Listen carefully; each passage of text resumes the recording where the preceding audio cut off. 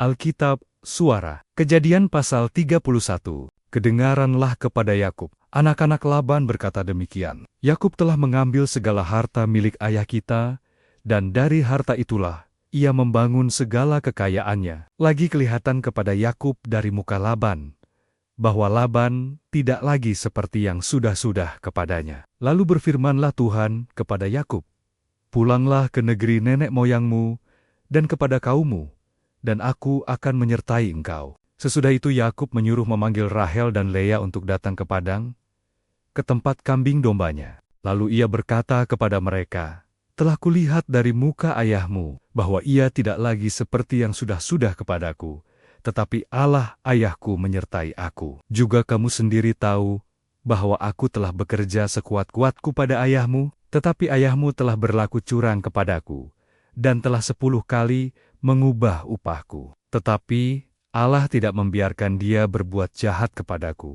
Apabila ia berkata, 'Yang berbintik-bintiklah akan menjadi upahmu,' maka segala kambing domba itu beroleh anak yang berbintik-bintik. Dan apabila ia berkata, 'Yang bercoreng-corenglah akan menjadi upahmu,' maka segala kambing domba itu beroleh anak yang bercoreng-coreng. Demikianlah Allah mengambil ternak ayahmu dan memberikannya kepadaku. Pada suatu kali pada masa kambing domba itu suka berkelamin, maka aku bermimpi dan melihat bahwa jantan-jantan yang menjantani kambing domba itu bercoreng-coreng, berbintik-bintik dan berbelang-belang. Dan malaikat Allah berfirman kepadaku dalam mimpi itu, 'Yakub,' jawabku, 'Ya Tuhan.' Lalu ia berfirman, 'Angkatlah mukamu, dan lihatlah, bahwa segala jantan yang menjantani kambing domba itu bercoreng-coreng, berbintik-bintik dan berbelang-belang.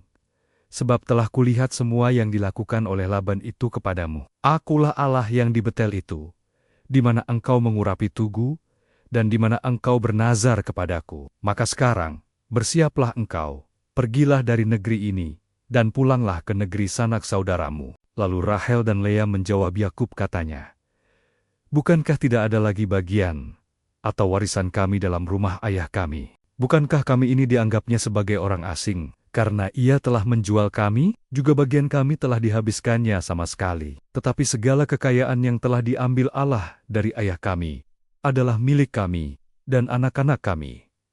Maka sekarang, perbuatlah segala yang difirmankan Allah kepadamu." Lalu bersiaplah Yakub, dinaikkannya anak-anaknya dan istri-istrinya ke atas unta, digiringnya seluruh ternaknya dan segala apa yang telah diperolehnya, yakni ternak kepunyaannya yang telah diperolehnya di Padan Aram, dengan maksud pergi kepada Ishak ayahnya ke tanah Kanaan. Adapun Laban telah pergi menggunting bulu domba-dombanya. Ketika itulah Rahel mencuri terafim ayahnya, dan Yakub mengakali Laban orang Aram itu dengan tidak memberitahukan kepadanya bahwa ia mau lari. Demikianlah ia lari dengan segala harta miliknya. Ia berangkat menyeberangi sungai Efrat dan berjalan menuju pegunungan Gilead. Ketika pada hari ketiga dikabarkan kepada Laban bahwa Yakub telah lari, dibawanyalah sanak saudaranya bersama-sama. Dikejarnya Yakub 7 hari perjalanan jauhnya. Lalu ia dapat menyusulnya di pegunungan Gilead. Pada waktu malam, datanglah Allah dalam suatu mimpi kepada Laban orang Aram itu, serta berfirman kepadanya, "Jagalah baik-baik, supaya engkau jangan mengatai Yakub dengan sepatah kata pun." Ketika Laban sampai kepada Yakub, Yakub telah memasang kemahnya di pegunungan. Juga Laban dengan sanak saudaranya telah memasang kemahnya di pegunungan Gilead. Berkatalah Laban kepada Yakub, "Apakah yang kau perbuat ini? Maka engkau mengakali aku dan mengangkut anak-anakku perempuan sebagai orang tawanan? Mengapa engkau lari diam-diam dan mengakali aku? Mengapa engkau tidak memberitahu kepadaku, supaya aku menghantarkan engkau dengan sukacita dan nyanyian dengan rebana dan kecapi? Lagi pula engkau tidak memberikan aku kesempatan untuk mencium cucu-cucuku, laki-laki dan anak-anakku perempuan. Memang bodoh perbuatanmu itu. Aku ini berkuasa untuk berbuat jahat kepadamu, tetapi Allah ayahmu telah berfirman kepadaku tadi malam, 'Jagalah baik-baik, jangan engkau mengatai Yakub dengan sepatah kata pun.'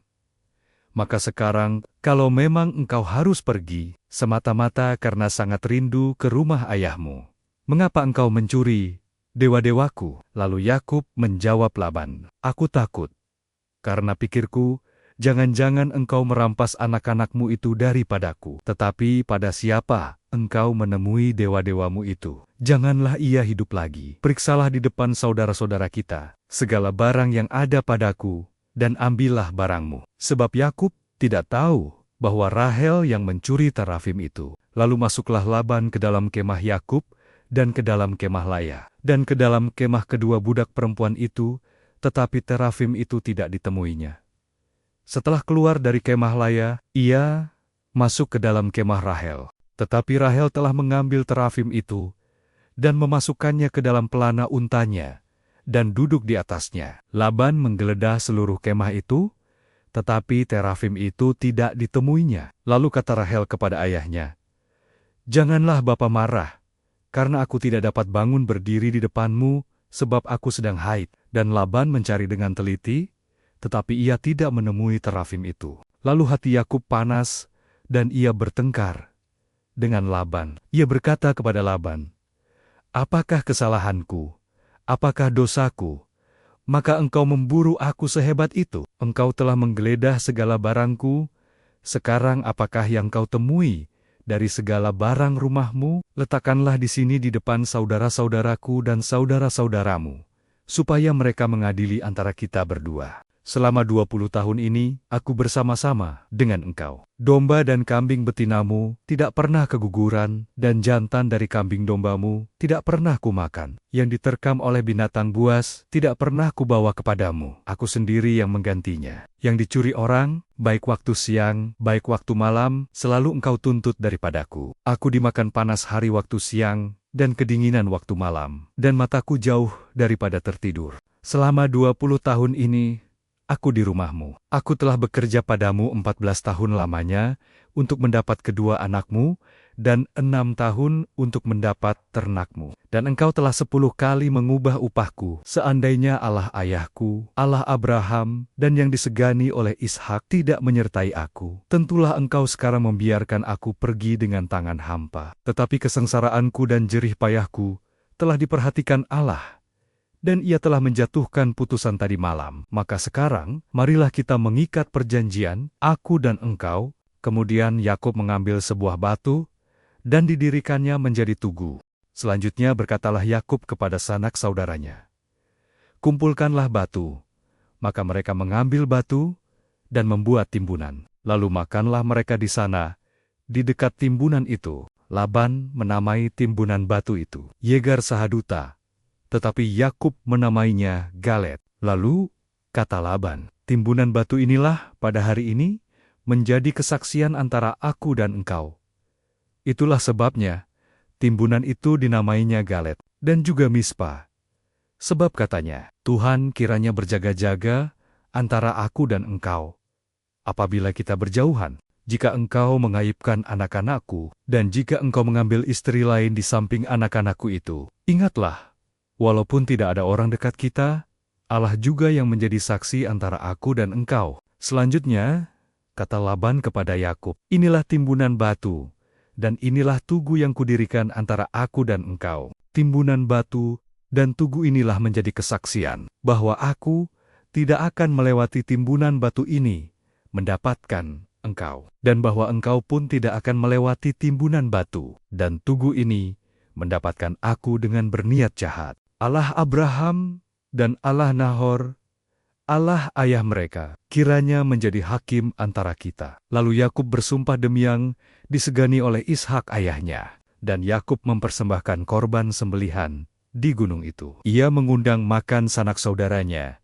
lalu mereka makan serta bermalam di gunung itu. Keesokan harinya pagi-pagi, Laban mencium cucu-cucunya dan anak-anaknya, serta memberkati mereka. Kemudian pulanglah Laban kembali ke tempat tinggalnya.